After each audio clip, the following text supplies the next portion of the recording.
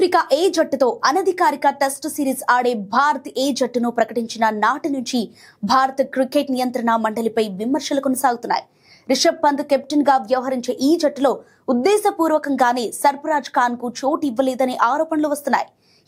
సొంత గడ్డపై సర్ఫరాజ్ ఖాన్ సత్తా చాటగలడని, అయినా అతన్ని పక్కన పెట్టడం ఏమిటని మాజీ క్రికెటర్లు సైతం విమర్శిస్తున్నారు.